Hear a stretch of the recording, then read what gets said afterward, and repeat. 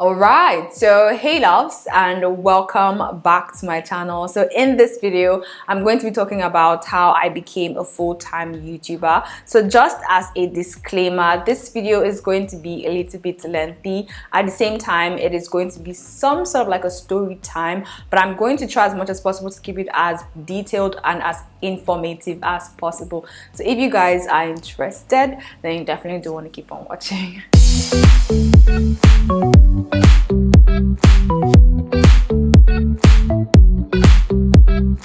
Okay, so hey again and welcome. Just in case you're seeing me for the first time, hi, my name is Kelechi Mbwemana, and in case you are a returning subscriber, hey guy, hey girl, welcome back. So like I said, in this video I'm going to be talking about how I became a full-time YouTuber. This is going to be some sort of like a story time, so it is not scripted, it is not going to be step by step, it is just me telling my story, like it says, right? So I'm going to keep it as detailed as possible, but at the same time as informative as possible, so that way you can pick one or two or three or more things from this video. And yeah, so I'm trying to figure out where I need to start from, but let me just start off from the end then go back to the beginning and then talk about the process. Okay, so in 2020, I became a full-time YouTuber, right? And I became a full-time YouTuber with less than 10,000 subscribers.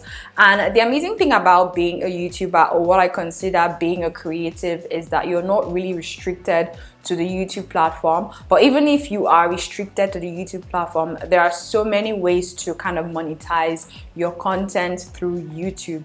I'm going to be talking about that in another video, talking about like monetizing your content, making money on YouTube. But now I just want to talk about the process on how I became like a full-time YouTuber and how that all happened. So 2020, 1st of January was when I decided that, you know what, this is going to be the year where I just embrace my fears, embrace my truth, and just go for it. So this year was where I kind of like decided to go full-time on YouTube, and that included me being as consistent as possible, posting 3 times a week in order to get the result that I wanted. Bear in mind that I started off YouTube 3 years ago. I'm going to also talk about that in the beginning phase, but I just want to give you guys like a brief summary of like where I'm at right now. So now 8 months later after starting off YouTube, I'm able to sustain and maintain a 7-figure monthly income through YouTube.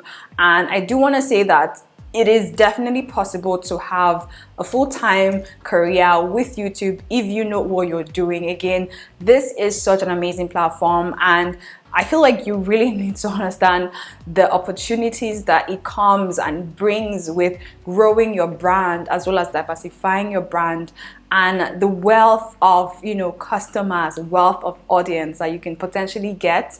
So that is it. So full-time YouTubing, does that make sense? Started off this year, and I kickstarted off my full-time YouTube career 1st of January. I can never forget me just knowing that I'm going to be posting 3 times every week, and I needed to treat it as my full-time job because we're trying to kind of grow the brand again. We're putting in the seriousness we would have put in a full-time 9-to-5 job, but we're bringing it here with full force again with YouTube. YouTube is not like a full-time, it's not a 9-to-5 job. Hey, if you thought a 9-to-5 job was hard, then YouTube is definitely not for you. Or being a creator or an online creator is definitely not for you, because it is 10 times harder, because you don't have any weekends off. There are no weekends in like being a creator. It's not restricted to like a certain time of the day, like maybe during the day you go to work. You can work 12 hours, 24 hours a day, which is something I do when I have like a tight schedule. So yeah, just putting it out there, like it is not as easy as you might think. But yeah, now that we've kind of summarized the whole story in like 1-2 minutes, I do want to kind of share with you my story on how we kind of blossomed, if that makes sense, how this career path emerged, right? So let's go back to the beginning of the story. Okay, so back to the beginning, back to how YouTubing started off, and before it even started off, YouTube was never a career option for me because growing up, YouTube was not even like available as at that time. I don't know what year you guys were born, but I was born in the 1990s, and back then the only career paths that parents wanted their kids, or kids like me aspired to be, were either doctors, lawyers, engineers, accountants, stroke bankers. Like, I think these were the most sought out career paths, because as of then, these were the major professions that were like high income earners basically. Back then, back in the 1990s, entrepreneurship was not as a norm as it is right now. I think entrepreneurship kind of started off like in the 2010-ish period, because I remember then when I was in my university, that was when they newly introduced like entrepreneurship into our syllabus, and that was like in 2012 or thereabout. So again, entrepreneurship wasn't a norm growing up. Doing your own thing wasn't a norm growing up, except you were an Igbo man. If you're based in Nigeria, you guys know that Igbo people are the pioneers of entrepreneurship here in Nigeria. Argue with yourself, but that is it. An Igbo man, a businessman with his containers and his shop. You guys get the gist of how you get it if you're Nigerian, right? Or if you're African. So that was it back then. Little old me, little young me, wanted to be an accountant. Yes, the girl wanted to be an accountant because I wanted to work in a bank. I thought the bank was where the money was at, because obviously that was where the money was at. Right? So growing up, I wanted to be an accountant so bad. And I do want to say that things change so drastically. Like, what used to work 20 years ago is definitely not going to work now. What works now is not going to work 20 years from now. So you need to understand these changes and be able to kind of adapt to these changes. Back then, there was nothing like the internet in my days. In my days was when the internet came into existence. So I remember back then growing up, I think I was in like primary school or thereabout. That was when like Facebook came, Yahoo came first, Yahoo Messenger. Oh my God, I cannot forget those days. Like, there was nothing like a laptop. It was just like a desktop, and then the CPU was so huge, and it was just so like, oh my God, we've come a long way. So like back then, there was nothing like digital marketing. There was nothing like social media. What's that? Social media influencer. What are you? Content creator. Which is kind of why I think being a YouTuber or being a creator is still something that is still not a norm, because like most academic institutions, they are not teaching these things. So it's not really a norm for parents to understand. The only thing they still understand is what they were taught back in the 80s or 70s or whatever year that was. So I wanted to be an accountant, little young me. And yeah, then after that was my long-term goal. I wanted to be an accountant, and I also wanted to work for a multinational company. Do bear in mind that your dreams can change over time. Back then, I wanted to work for a multinational company. Right now, I want to own that multinational company. And back then, like, if you had told me that, I'm like, what? Is that even possible? Like, that's almost impossible. But now, it is so possible that the things that are so available right now, and they're probably even for free, like the information that you can have in building your own brand, in building your own company, is just phenomenal, right? So I got into school, I got into uni, I didn't get accounting, I got marketing. Little did I know that God was putting me in the path that I was supposed to be. Sometimes things happen to you and you start questioning, oh my God, this is not what I wanted. Oh my God, how will I do this? Like, what's happening back then? No, you start thinking that you're going down, not knowing that God was literally putting you in the path that you were supposed to be, and He was lifting you up. So I got marketing, and I remember my siblings, oh my goodness, hey, we've come a long way. Back then, marketing was basically If you were a marketer, it meant that you were probably wearing a white shirt, the collar was probably dirty, your shoes, the soles were worn out because you've been walking from one street to one house to one office to the other, holding a portfolio, holding the products you're selling, knocking and begging them to buy the brand or buy the product you're selling. That was marketing like 10, 15 years back ago. Okay? That was marketing. That was traditional marketing. And that was what you had to do to sell. But now, like, God, you guys are so lucky. Right now, you have the internet, you have digital marketing, you have the emails, you have the content, you have the social media, you have this huge platform where you can easily sell this, and without even borders or boundaries or restrictions, anyone, anywhere can buy this. Like if I wanted to sell a lipstick right now and make the links available down below, you can order that wherever you are. And it's so crazy because 10, 20 years ago, this was not available. So yeah, I did marketing and it was amazing. It was thrilling. I loved it. I still love it. And then I went and did my master's in management and international business. And that was a totally different experience because I did it in the UK. And as a Nigerian, that was a totally different culture, a different system, and with different opportunities at the same time. Because that kind of opened my mind to think 10 times faster.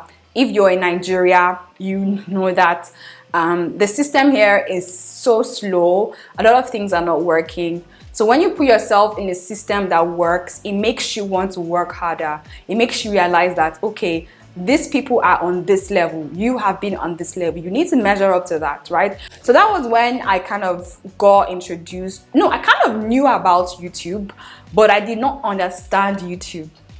There was a difference, right? So I first learned about YouTube in my uni days back in Canon University. If you guys are Eagles, let me know down in the comment section. If you are still a student there, hey, God be with you.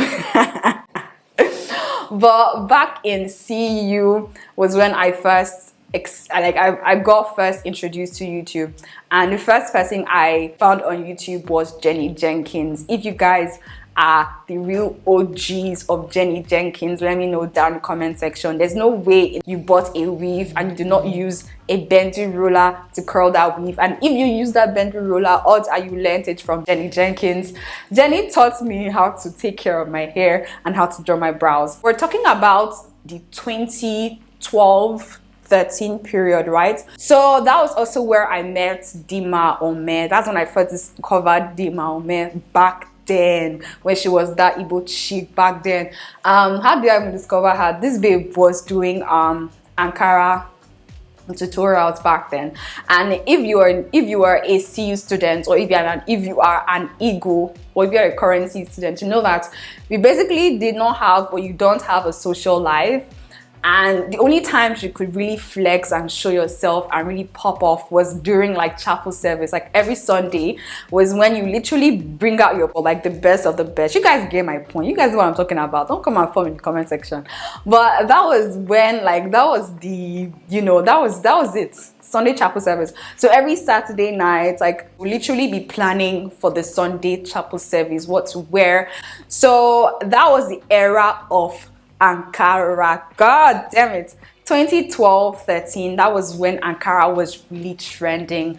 Back then, I think that was when we started making skirts from Ankara, shirts from Ankara, dresses from Ankara. Like, Ankara was really on trend. Before then, like, nobody, the only Ankara trend was maybe your mother tying it as a wrapper or as a George or something. Like, and at that point, I remember like Saturdays, I'll look for like makeup tutorials online and trying to figure out like what would go with my very colorful Ankara dress. And back then, girl did not know how to do makeup. The only thing, I knew makeup in a way, but not like in that way. The only colors I could put on my eyes were black and gold. Comment down if you knew that era, right? Were black and gold. I did not know you could be putting like 10 different colors on your eyes and it would look absolutely beautiful. Back then, it was just black and gold. and lo and behold, Dima Ome was doing like a series of Ankara what's it called, makeup look, and that's when we found her. That's where most people found her, because she was trending at that time. So you know, we took some tips, some tricks. You know, the blue Ankara, I can never forget this. The green one, I can never forget this series. I still have a vivid what's it called, visualization of the entire look of her look as well. So that was when we started. That was when we found YouTube, right? So fast forward to how it all started. So I was in the UK. I was literally by myself. So it was pretty much like you're in school, you don't know anybody, a little bit of culture shock. It's just you, maybe the friends you met there, and the internet, because internet was basically free and fast. So I was on the internet and I was watching a lot of YouTube videos. That was when I now started off with like training myself on YouTube, how to, you know, do makeup, and I started, you know, practicing and doing all that. I'm a very handy person. I'm very good with my hands, so it's easy for me to grab things. Like somebody told me, Kelechi, you need to have a YouTube channel. I was all over Instagram, all over Snapchat back then when Snapchat was a thing. So yeah, and I said, okay, like, okay, we could do this. This was like in 2015, 16. So we opened our YouTube channel, uploaded our first YouTube content in 2016, August 5th, I think. And that was my first video. I remember using my Samsung S6 Edge. And I was like, guy, I went on Amazon. See, Amazon and me. Amazon, you need to sponsor me, because me and you are paddies, like we're guys. You understand? If you want to search for something, you go on Google. If you want to buy something, you go on Amazon. That's how I think. So I got my tripod from Amazon, £6. I'm like, girl, I didn't have money. Then I was a student. Come on. I was paying rent. My rent was almost like 300k. I was paying rent of £550 every month, and back then, hey, the exchange rate was 600. And so a girl did not have money back then. I bought my tripod, £6. I had amazing lighting in my room. My phone was what I used to film, like at least my first couple of videos for the first couple of months. I was banging, like I'm on it, you know. So we did our videos, we got it out. I was so excited. I wasn't making money back then, so it was pretty much doing it for free. But it was a hobby and not as a career. It was something I did for fun, like Snapchat. It was like the long form of Snapchat for me. So we did that. We put out hair content, beauty content, and it was amazing. And luckily for me, I had one content that supposedly went viral. It had like 20k views in like 1 month. And I'm like, whoa! You know, I was dancing, like, you know, feeling myself. I'm like, I could, you know, make a viral content using just my phone. And at that point, I kind of had a little bit of hope. And like, I saw the opportunity. And I said, you know what? I'm going to invest in this shit. So I got my camera, saved up, worked, you know, and I got my camera. I literally, it was a struggle, man. It was a struggle. If you want something, go for it. I remember like Christmas period, I was working 2 jobs. I had a job from 6 a.m. No, I had a job from 6 p.m. to 6 a.m. It was a 12-hour shift. Obviously, you have breaks at intervals. It was a 12-hour shift. And after that 6 a.m. in the morning, I had classes from 9 a.m. Mind you, where I was working was like a 45 to 1 hour minutes drive. So I'll get home by like past 7. I'll have to sleep for only 1 hour, wake up by like past 8, have my bath, get ready, go to school by 9. Again, same thing. School ends by 4. I had work by 6 to 6 a.m. Then I had to go to work by 9 a.m. So it was like that. At a point, I broke down. I said, no, no, no. I did not come here to kill myself. I stop it. Okay? So as at that time, I had made enough money to kind of buy my camera, right? Because I only had money to pay my rent and for my upkeep as my allowance as a student, right? But I could not squeeze out, I think about $1,000. £1,000 for a camera, lighting, and all of that. So I bought my camera, and I'm like, I slept with that camera that night. My baby right here. This is the baby. This is my guy that has been holding me up for the past 3 years. And this is the Canon 60i, amazing camera for any beginner YouTuber. But right now in 2020, if you were to buy a camera, I definitely would not. I definitely would not recommend this one now in 2020 because there are so many options that are the same budget range but amazing features, 4K. I'd rather you go for the the Canon M50 than to go for this one. Again, that's just it, my plain honest advice. But again, this has a very soft spot in my heart because this is literally how, instead of creating amazing content.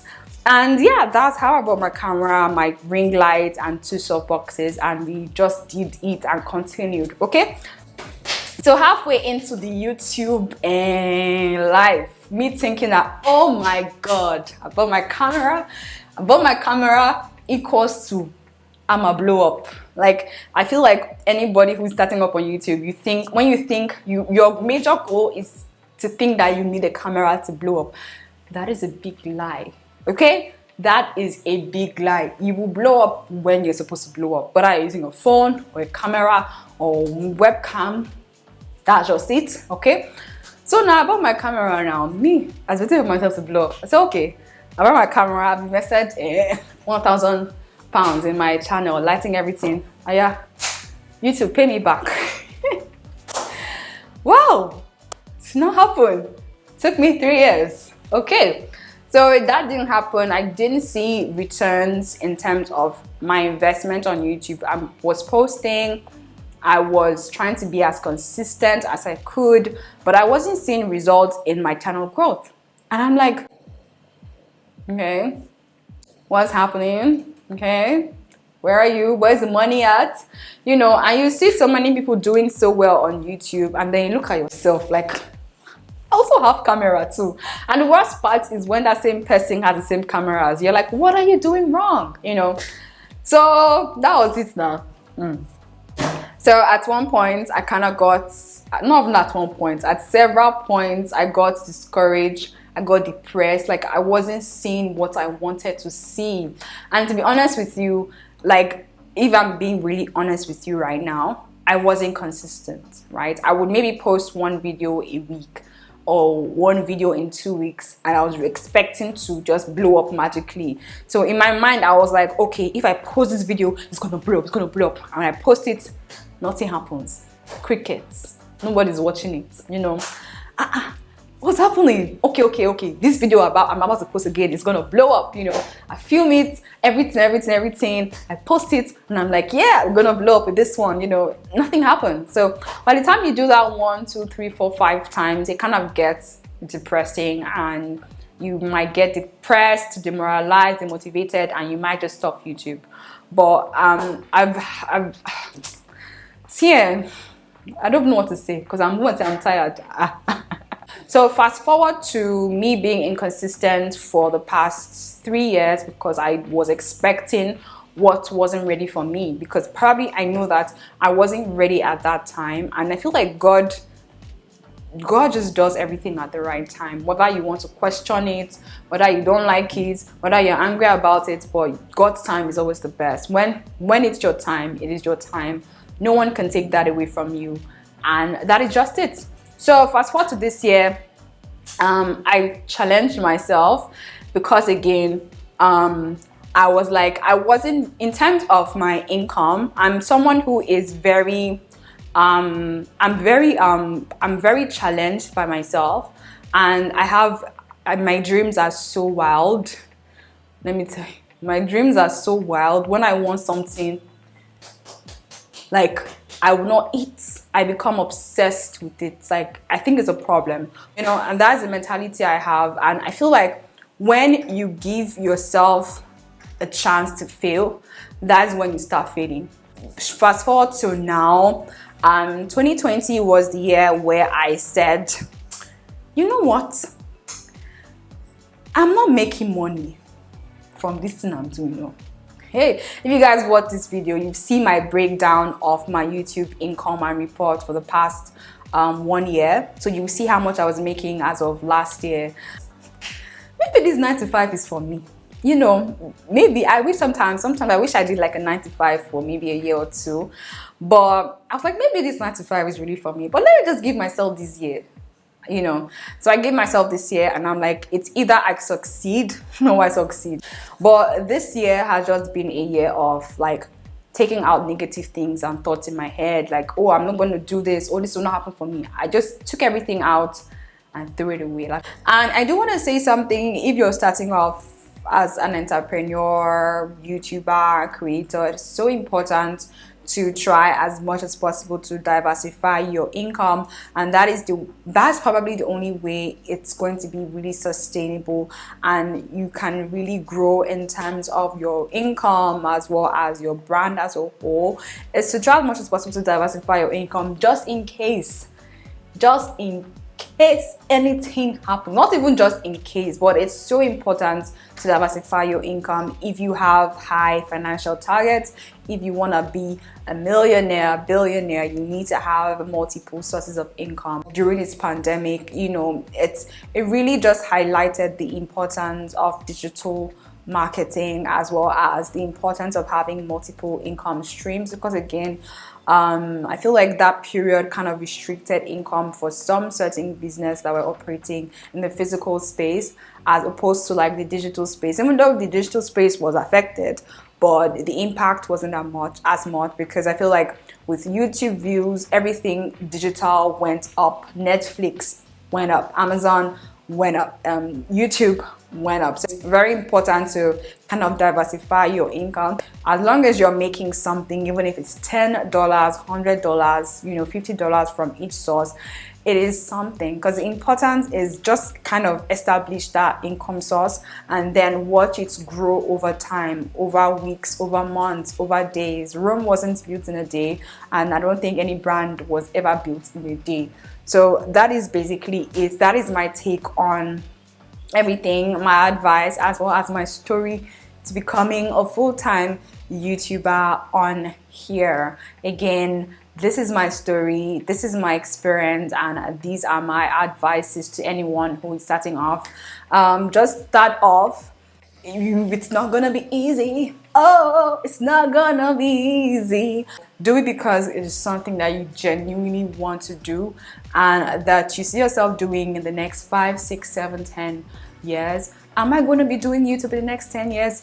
Probably yes, probably not, because again, things change. I can't say YouTube is going to be existing in the next 10 years, but I'm definitely still going to be creating content the next 10 years. Now, I'm not sure where I'm going to be putting the content, but whatever media is out, if YouTube is still there 10 years from now, amazing. And know what you're going into and really plan for the future at the same time, because again, this is not where I'm going to be for the rest of my life, but this is definitely the starting point, and I'm so excited. So yeah, let me know what your thoughts are down in the comment section.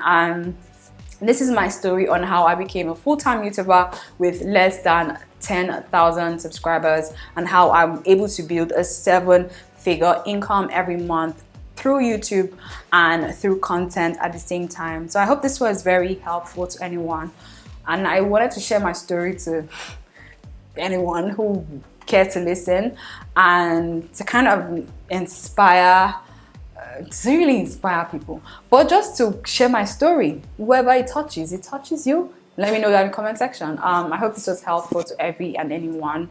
I'll definitely see you guys in the comment section. Share with me your own story. Let me know how it was starting off.